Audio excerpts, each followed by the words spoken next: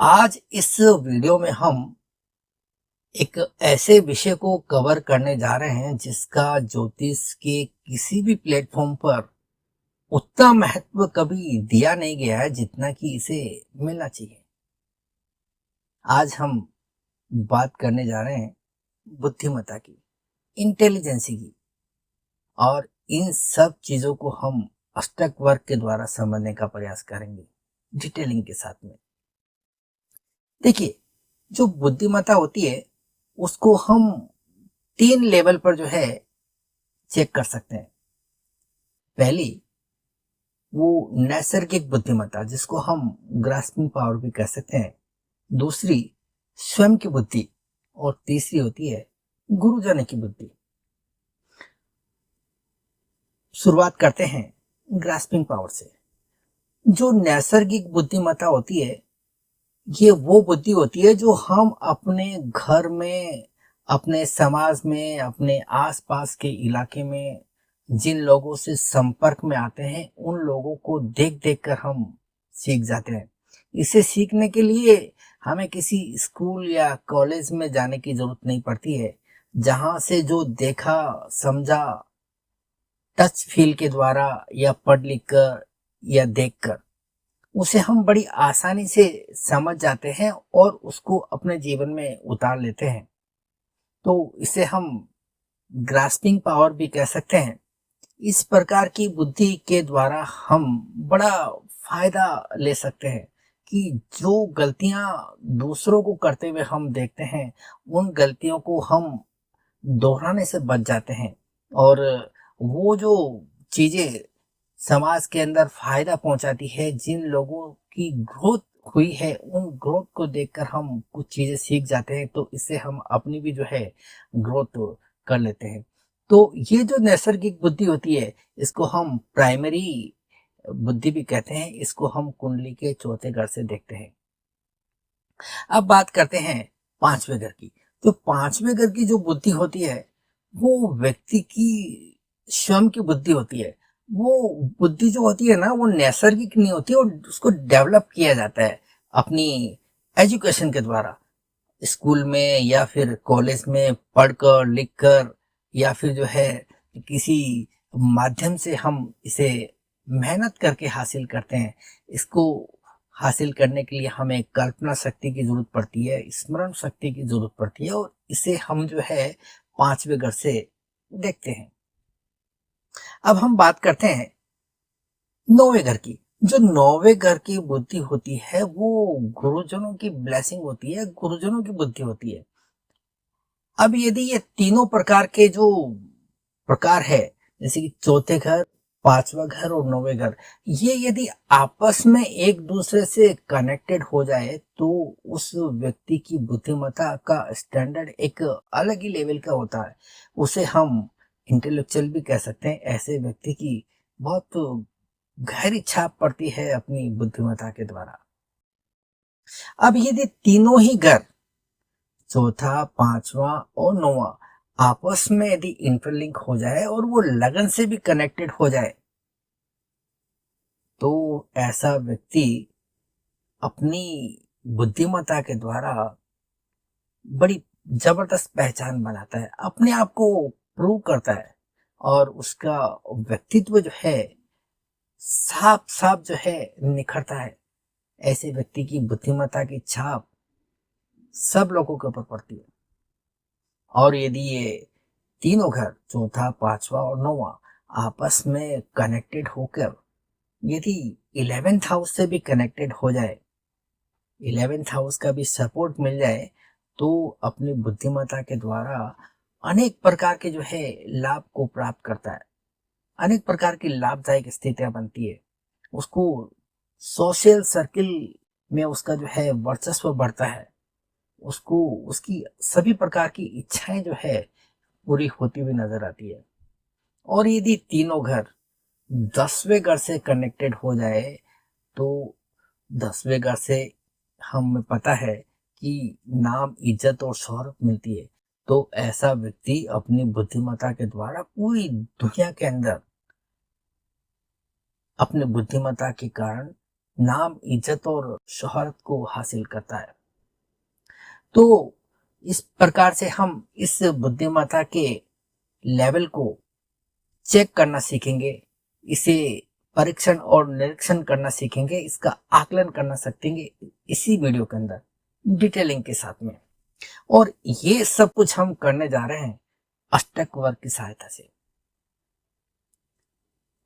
अष्टक वर्ग की सहायता से इसलिए क्योंकि अष्टक वर्ग एक कंप्लीट विषय है। जिस तरह से आप वैदिक ज्योतिष के अंदर किसी भी प्रकार के बर्थ चार्ट का एनालिसिस कर सकते हैं, केपी ज्योतिष के द्वारा एनालिसिस कर सकते हैं, ठीक उसी प्रकार से अष्टक वर्ग के द्वारा भी आप किसी भी बर्थ चार्ट का एनालिसिस बड़ी डिटेलिंग के साथ में कर सकते हैं। और ना सिर्फ एनालिसिस कर सकते हैं बल्कि इसके अंदर सूक्ष्मता का लेवल भी काफी गहरा होता है, क्योंकि ये पूरा का पूरा जो खेल होता है ना, वो कैलकुलेशन का मामला होता है। और कैलकुलेशन कभी भी जो है गलत नहीं होती, और इसे समझना भी आसान होता है, क्योंकि 2 और 2 जो होता है ना, कभी भी जो है 4 ही होते हैं, कभी 5 या 3 नहीं होते। तो ये जो कैलकुलेशन का मामला है, तो यहाँ पर सटीकता का लेवल भी बहुत जबरदस्त होता है और इसे समझना भी आसान होता है, और इसके अंदर सूक्ष्मता का लेवल भी काफी अच्छा होता है। अगर आपको इस अष्टक वर्ग के बारे में ज्यादा कुछ नहीं पता तो परेशान होने की जरूरत नहीं है। इसी अष्टक वर्ग को लेकर मेरी एक सीरीज इसी चैनल पर चल रही है। इस सीरीज में मैंने अष्टक वर्ग से संबंधित सभी विषयों को बड़ी डिटेलिंग के साथ में कवर किया है। इस सीरीज को देखने के बाद में अष्टक वर्ग से संबंधित कोई भी विषय आपके लिए अधूरा नहीं रहेगा, ये मेरा विश्वास है। अगर आप इस सीरीज को देखना चाहें तो लिंक मैंने डिस्क्रिप्शन बॉक्स में दिया है, उस लिंक पर क्लिक करके आप मेरे बाकी वीडियोस को देख सकते हैं और इसका यूटिलाइज कर सकते हैं। अब हम बढ़ते हैं आज की इस जर्नी की तरफ। सबसे पहले हम देखेंगे नैसर्गिक बुद्धिमत्ता को।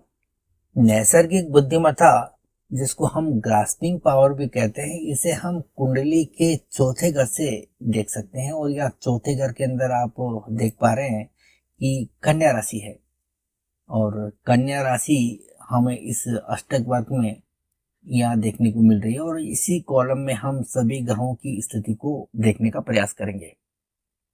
देखिए, जो नैसर्गिक बुद्धिमत्ता होती है वो किसी स्कूल या कॉलेज में जो है सीखने को नहीं मिलती।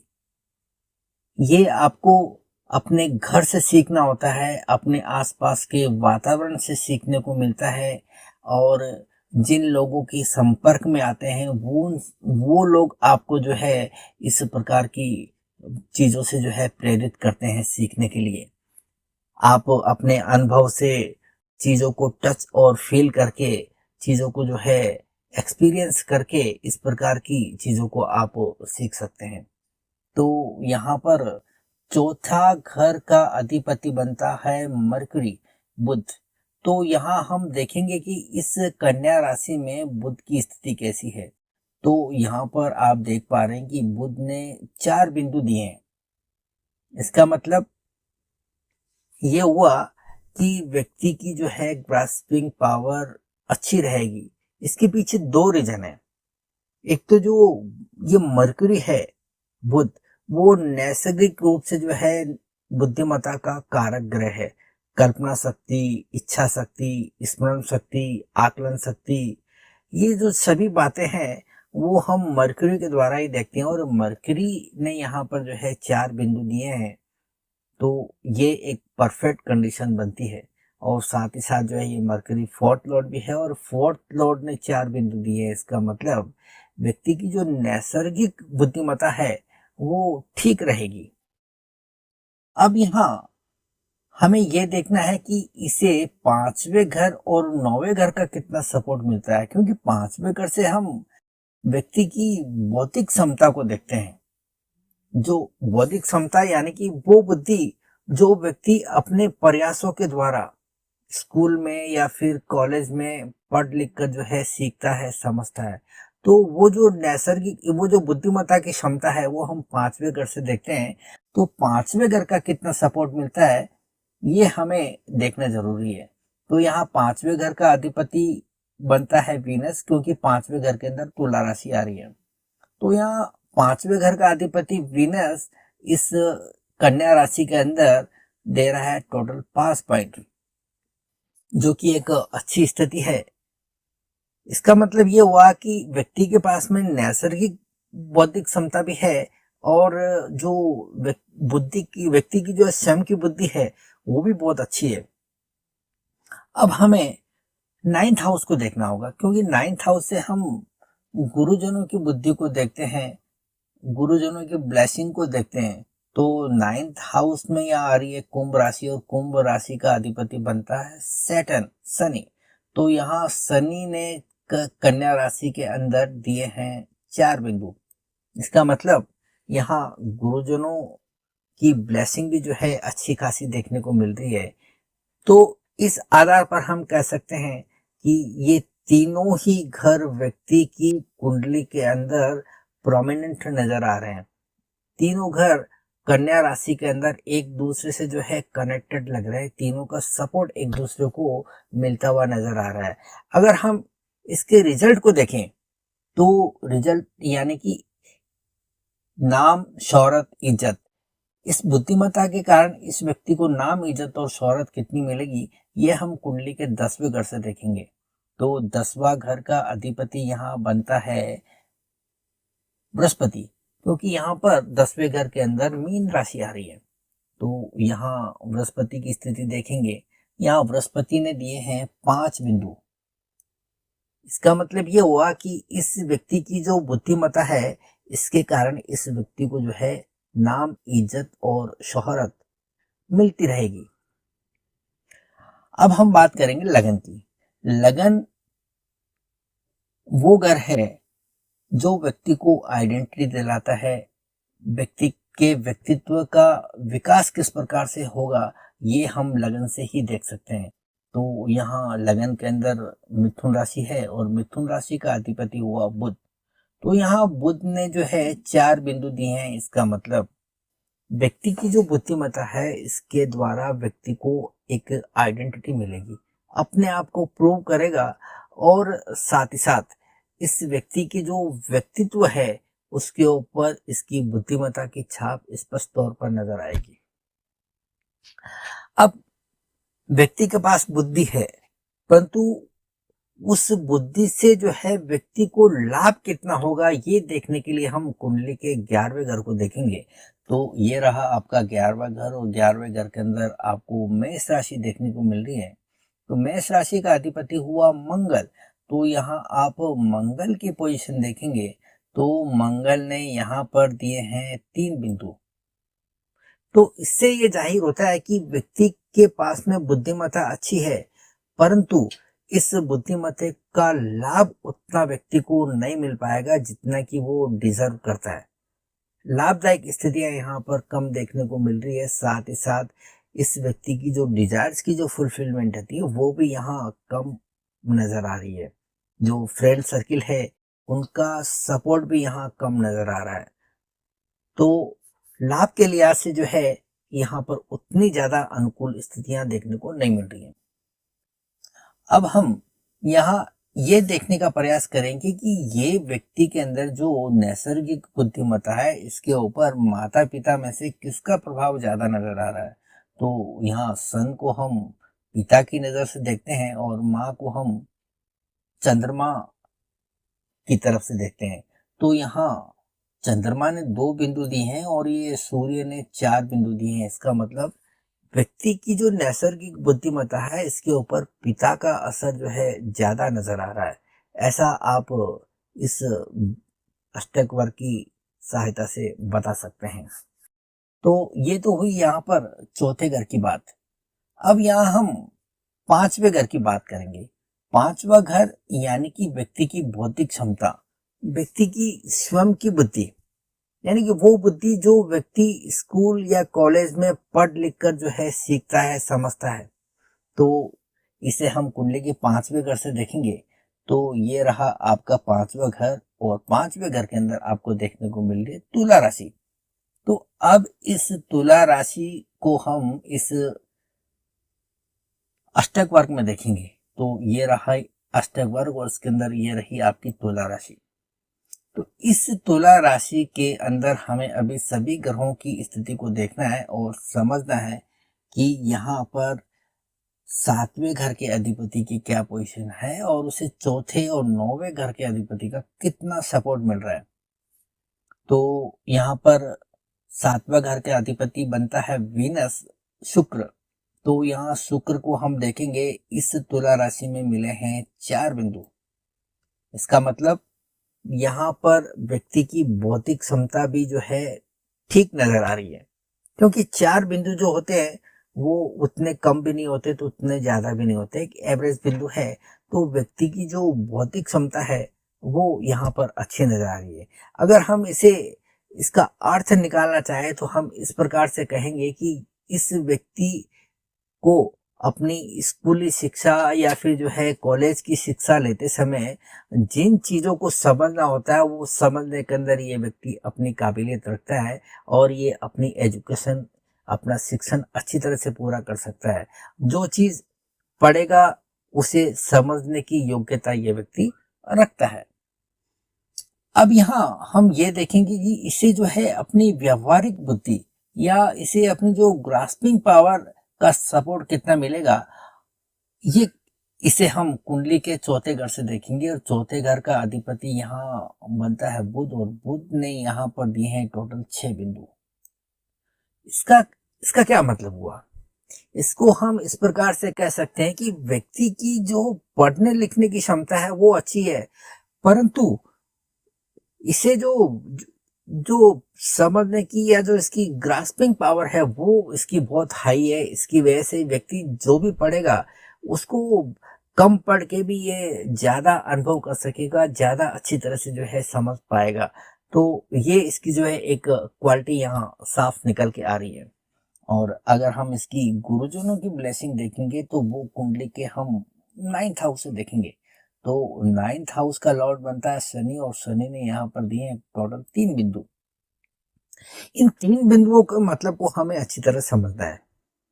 देखिए, जो सैटर्न होता है ना, शनि, ये कुंडली के अंदर सबसे कम बिंदु लिए हुए होता है और यहाँ पर शनि के पास में टोटल 39 बिंदु होते हैं और उसके लिहाज से ये जो 3 बिंदु है वो उतने ज्यादा नहीं है, परंतु उतने बहुत ज्यादा कम भी नहीं है। हाँ, 4 बिंदु जो है एवरेज बिंदु होते हैं, 4 बिंदु मिलने चाहिए, परंतु 4 नहीं मिले या 3 मिले तो 3 भी बिंदु जो है ना आप बहुत ज्यादा कम नहीं कर सकते, ठीक ठाक जो है एक कंडीशन बनती है।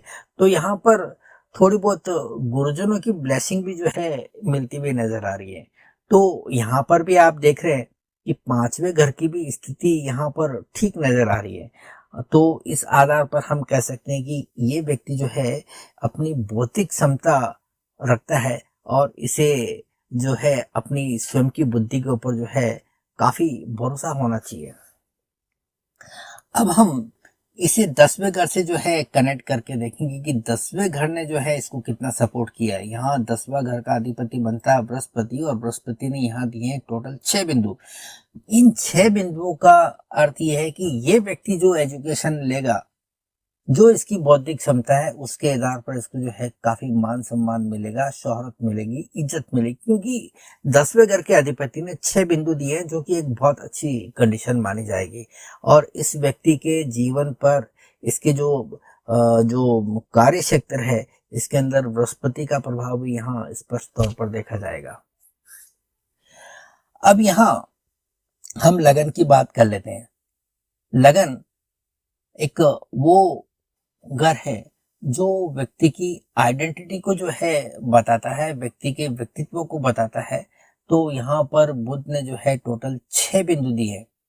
इसका मतलब व्यक्ति अपनी बुद्धिमत्ता के द्वारा अपनी आइडेंटिटी को जो है बरकरार रखेगा, अपनी आइडेंटिटी को जो है प्रूव करेगा और साथ ही साथ इसके व्यक्तित्व पर जो है बुद्धिमत्ता की छाप भी जो है स्पष्ट तौर पर नजर आएगी, क्योंकि 6 बिंदु जो होते हैं वो काफी अच्छे माने जाएंगे।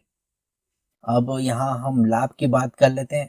तो यहाँ लाभ जो है देखने के लिए हम 11वें भाव में जाएंगे और 11वें भाव में यहाँ आती है मेष राशि और मेष राशि के अधिपति मंगल ने यहाँ पर दिए हैं 4 बिंदु। तो मंगल के पास भी जो है बहुत कम बिंदु होते हैं, यानी कि 39 सबसे कम शनि के साथ में। तो यहाँ मंगल के द्वारा दिए हुए 4 बिंदुओं को भी हम अच्छा मानेंगे, क्योंकि 4 बिंदु जो है एक अच्छी खासी स्ट्रेंथ को बताते हैं मंगल के लिहाज से। ये अगर ये बृहस्पति या वीनस ने अगर 4 बिंदु दिए होते या फिर बुध ने 4 बिंदु दिए होते तो हम उसे थोड़ा कम आंक सकते थे, परंतु ये मंगल ने 4 बिंदु दिए हैं जिसे हम अच्छा मानेंगे। और हम इस आधार पर कह सकते हैं कि इस व्यक्ति को अपनी बुद्धिमत्ता के कारण लाभ की स्थिति भी जो है अच्छी बनी रहेगी। हमने यहाँ देखा कि प्राइमरी एजुकेशन का लाभ इस व्यक्ति को जो है उतना ज्यादा नहीं मिल पा रहा है, क्योंकि मार्क्स ने जो है 3 बिंदु दिए थे। परंतु यहाँ पर आप देख रहे हैं कि जो बौद्धिक क्षमता है उसके कारण जो व्यक्ति को जो हो लाभ मिलेगा वो काफी अच्छा रहेगा बनिस्पत जो है प्राइमरी एजुकेशन के। अब यहाँ हम अब ये इसकी जो बौद्धिक क्षमता है इसके ऊपर हम माता और पिता का अगर आकलन करेंगे तो यहाँ सन ने 5 बिंदु दिए हैं और चंद्रमा ने जो है 4 बिंदु दिए हैं। इसका मतलब ये जो इसकी बुद्धिमत्ता है इसके ऊपर पिता का प्रभाव जो है ज्यादा नजर आएगा, क्योंकि सन ने 5 बिंदु दिए हैं जो चंद्रमा से 1 ज्यादा है। ये तो हुई चौथे और 5वें घर की बात। अब हम कुंडली के 9वें घर की बात करते हैं, जिसे हम गुरुजनों का ब्लेसिंग मान सकते हैं। यहाँ पर 9वें घर के अंदर शनि की कुंभ राशि है और ये रही आपकी कुंभ राशि। इस कुंभ राशि के अंदर हम 9वें घर के अधिपति का सपोर्ट देखेंगे, उसकी क्षमता को देखेंगे कि गुरुजनों का ब्लेसिंग इस नेटिव को जो है कितना मिला है, किस प्रकार से मिला है। तो यहाँ शनि जो है यहाँ पर देता हुआ नजर आ रहा है 2 बिंदु। इसका मतलब ये हुआ कि इस नेटिव की बुद्धिमत्ता में गुरुजनों की ब्लेसिंग का जो सपोर्ट है वो कम नजर आ रहा है, ये इतना थोड़ा निश्चित है। अब यहाँ बौद्धिक क्षमता की बात करें तो यहाँ वीनस शनि जो शुक्र है इसने यहाँ दिए 3 बिंदु। ये भी यहाँ पर जो है इस 9वें घर को उतना सपोर्ट नहीं कर रहा है, तो ये भी एक एवरेज स्थिति है। और अगर हम ग्रास्पिंग पावर की बात करें तो ये चौथे घर का अधिपति बुध है और बुध ने यहाँ पर दिए हैं 3 बिंदु। तो यहाँ पर जो नैसर्गिक बुद्धिमत्ता है इसका भी सपोर्ट जो है 9वें घर को उतना ज्यादा नहीं मिल रहा है। तो इसका मतलब ये हुआ कि जो एकदम हायर लेवल की जो एजुकेशन है, जो रिसर्च लेवल की जो एजुकेशन है, वहां पर ये व्यक्ति जो है थोड़ा कम पड़ जाएगा। अपनी जितना इसको अपनी क्षमताओं को दर्शाना होता है उतनी क्षमताओं को ये नहीं दर्शा पाएगा। यहाँ पर इस चीज को हम क्लियर कर सकते हैं। अगर हम लाभ की स्थिति की बात करें तो 11वें घर का अधिपति मार्स इसने भी यहाँ पर 2 बिंदु दिए हैं। तो यहाँ पर भी जो है गुरुजनों की ब्लेसिंग से जो है इसको जितना लाभ मिलना चाहिए था उतना लाभ नहीं मिल पा रहा है। और अगर हम इसके नेम और फेम की बात करें तो यहाँ पर 10वें घर के अधिपति ने 4 बिंदु दिए हैं। तो बृहस्पति के पास में जो है टोटल 56 बिंदु होते हैं सबसे ज्यादा, और यहाँ बृहस्पति यदि 4 बिंदु देते हैं तो ये भी थोड़ा उतना ज्यादा प्रभावशाली नजर नहीं आ रहा है। इसका मतलब जो नेम और फेम हम इसकी बौद्धिक क्षमता के कारण या फिर जो है प्राइमरी एजुकेशन के कारण देख पा रहे थे, वो ये जो गुरुजनों की ब्लेसिंग जो है यहाँ पर उतना महत्वपूर्ण रोल अदा नहीं कर पा रही है। तो ये 9वें घर की स्थिति को देखकर हम एक बात तो कह सकते हैं कि जो स्थिति यहाँ पर ये जो चौथे घर की बनी थी कन्या राशि में और ये जो 5वें घर में बनी थी, वो स्थिति यहाँ पर 9वें घर के अंदर थोड़ी मिसिंग नजर आ रही है। तो इस आधार पर हम क्या निष्कर्ष निकालेंगे कि इस व्यक्ति की जो बुद्धिमत्ता है इसमें गुरुजनों की ब्लेसिंग जो है उतनी नजर नहीं आ रही कि जितनी जो है आनी चाहिए। इसे हम अगर माता पिता का प्रभाव कितना है वो देखेंगे तो यहाँ पर देखिए सन यानी कि पिता का प्रभाव भी नहीं है और माता का प्रभाव भी नहीं है। तो यहाँ पर जो है ये कुल मिलाकर जो है एक साधारण सी स्थिति नजर आ रही है। तो इसके आधार पर हम एक जजमेंट ले सकते हैं कि व्यक्ति की बुद्धिमत्ता किस प्रकार की होंगी और उसे जो है किस प्रकार के लाभ होंगे, किस प्रकार का नाम, इज्जत और शोहरत उसको इस बुद्धिमत्ता के द्वारा मिलेगी।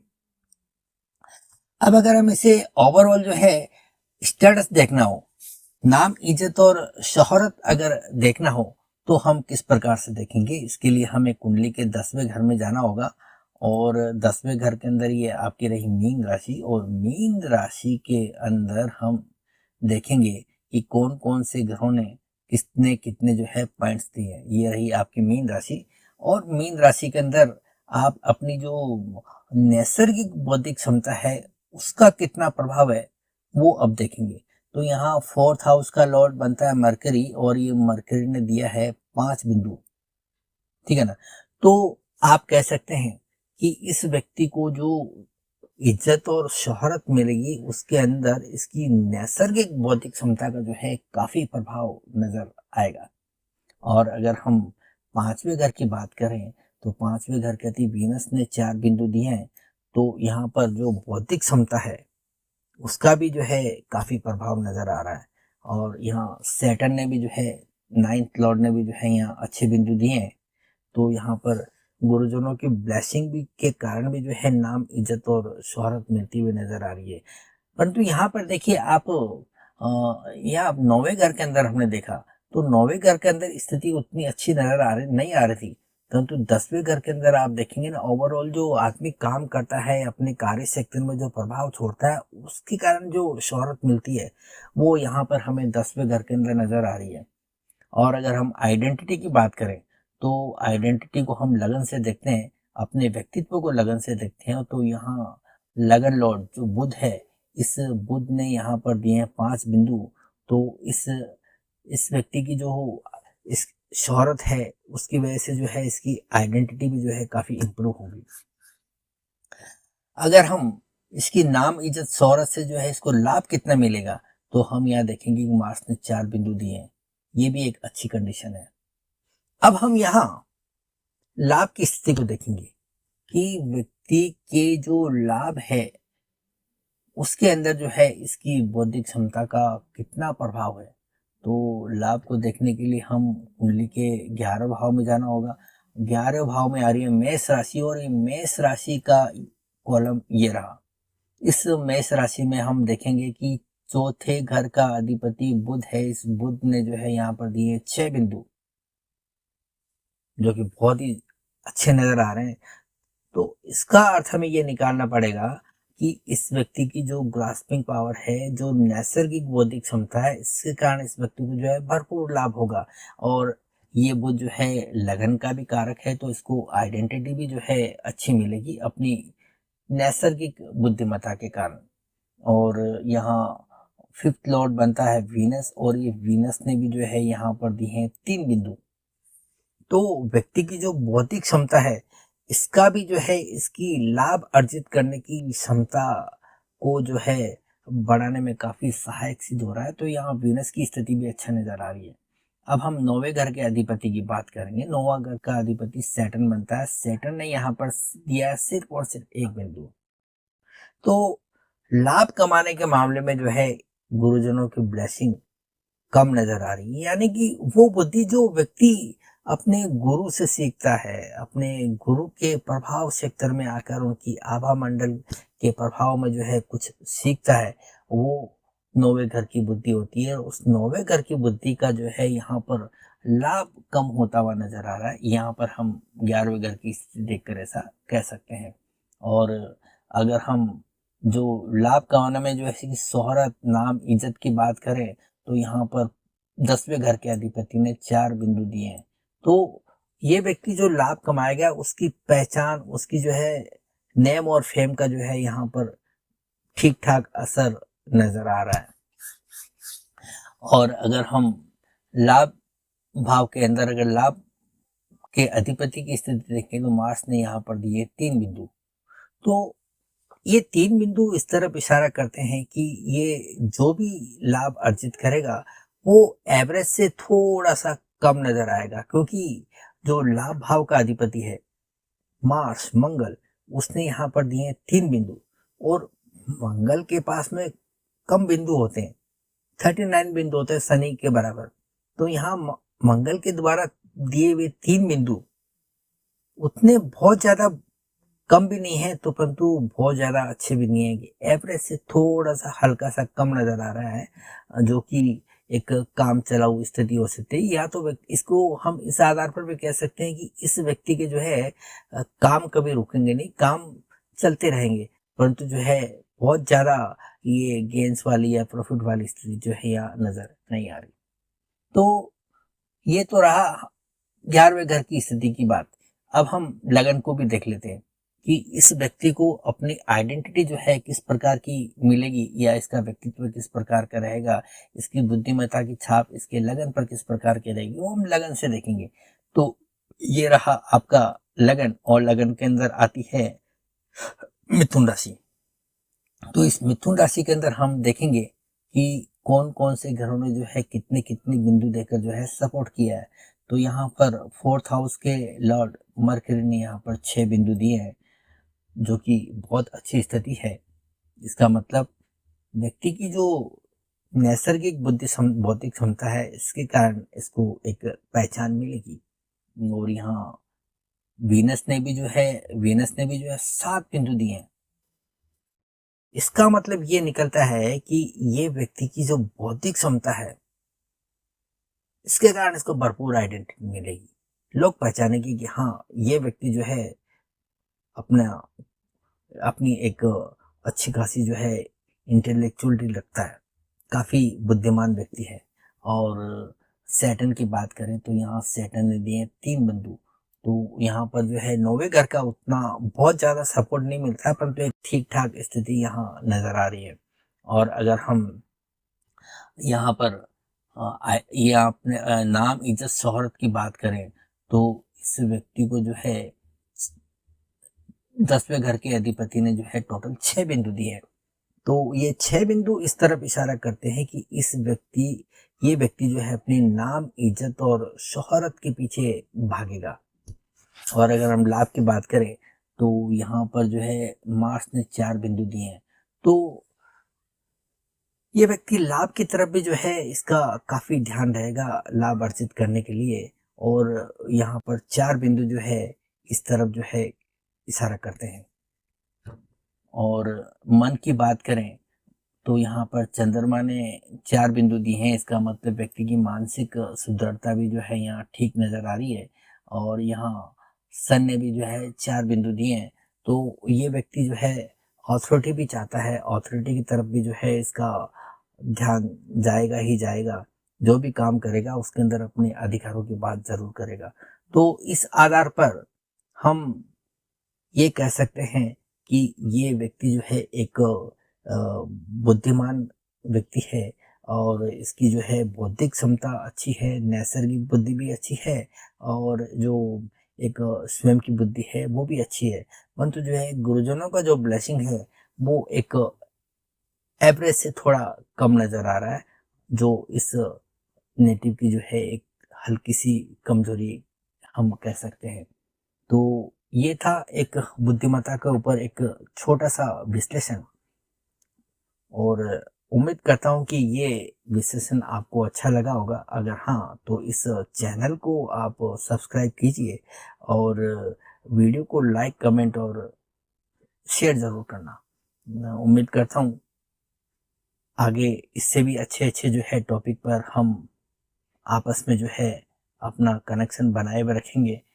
आज के लिए इतना ही, मिलते हैं अगली वीडियो में किसी नई जानकारी के साथ में। तब तक के लिए इजाजत, थैंक यू।